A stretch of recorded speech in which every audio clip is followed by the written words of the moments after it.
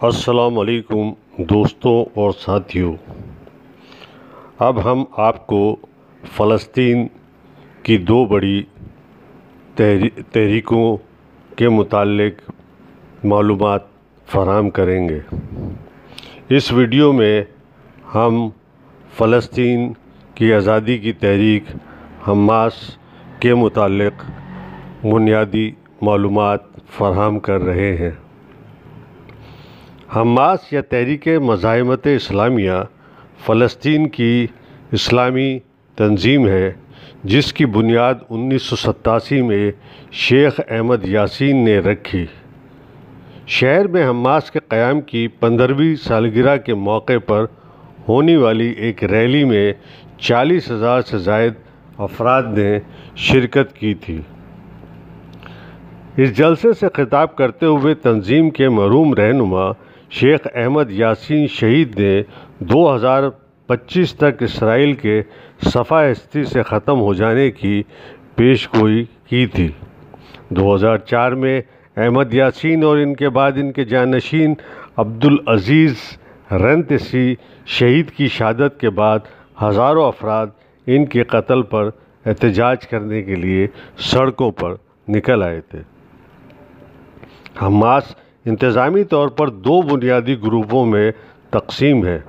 پہلا معاشرتی امور جیسا کہ اسکول، ہسپتال اور مذہبی اداروں کی تعمیر کے لیے مختص ہے، اور دوسرا گروہ اس کی عسکری شاخ شہید عزاء الدین القسام بریگیڈ ہے جو فلسطین کا دفاع کرتی ہے۔ کہا جاتا ہے کہ حماس کی ایک شاخ اردن میں بھی ہے جہاں اس کے ایک رہنما خالد مشعل کو اسرائیل نے متعدد مرتبہ قتل کرنے کی کوشش کی ہے۔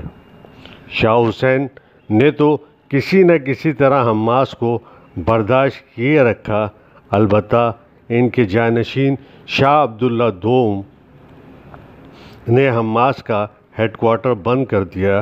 اس کے بعد تنظیم کے بڑے رہنما قطر جلا وطن کر دیے گئے۔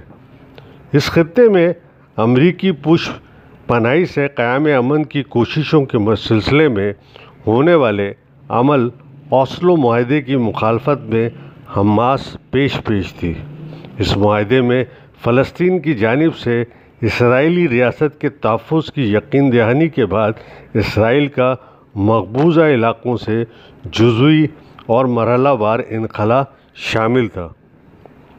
1995 میں حماس نے اپنے ایک بم بنانے والے کارکن یحییٰ عیاش کے اسرائیل کے ہاتھوں قتل ہونے کے بعد فروری اور مارچ 1996 کے دوران بسوں کو خودکش حملوں کا نشانہ بنایا۔ یحییٰ عیاش بنیادی طور پر ایک انجینئر اور عزاء الدین قسام بریگیڈ کی کارروائیوں میں جدت لانے والا گوریلا کمانڈر تھا جس کو اسرائیلی مہندس موت کا انجینئر کا نام سے یاد کرتے ہیں۔ ان خودکش حملوں کے بعد اسرائیل نے امن کے منصوبے پر عمل درآمد روک دیا، اور اس کے بعد اسرائیل کی قدامت پسند رہنما بنیامین نیتن یاہو نے انتخابات میں کامیابی حاصل کی۔ وہ اوسلو معاہدے کے مخالفوں میں سے ایک ہے۔ حماس نے مہاجرین کے کیمپوں اور گاؤں میں شفاخانے اور اسکول قائم کیے جہاں فلسطینیوں کا علاج کیا جاتا ہے۔ اس وقت فلسطینی نااہل حکومت سے مایوس ہو چکے تھے اور ان کی اکثریت نے حماس کے خودکش حملوں پر خوشی کا اظہار کیا اور ان خودکش حملوں کو اسرائیل سے انتقام کا سب سے بہتر راستہ جانا۔ اپنی پالیسیوں کی وجہ سے حماس نے 2006 کے انتخابات میں شاندار کامیابی حاصل کی۔ 2006-2007 میں حماس اور الفتح کے درمیان اختلافات کافی شدت اختیار کر گئے اور اس طرح فلسطین میں ایک نئی خانہ جنگی کا آغاز ہوا۔ دونوں جماعتوں کے درمیان مفاہمت کی کئی کوششیں ہوئی لیکن ان میں ناکامی ہوئی۔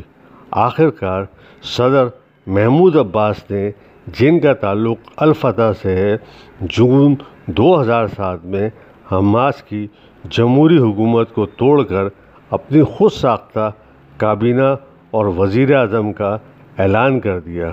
ایسا کرتے وقت محمود عباس کو امریکہ اور اسرائیل دونوں کی آشیرواد حاصل تھی۔ دوستوں، اگلی ویڈیو میں ہم آپ کو الفتح کی تنظیم کے متعلق معلومات فراہم کریں گے۔ آپ سے درخواست ہے کہ ہمارے احساس انفو یوٹیوب چینل کو سبسکرائب کیجیے، کمنٹس کیجیے اور شیئر کیجیے، اور آگاہی کی اس مہم میں آپ بھی حصے دار بنیے۔ شکریہ۔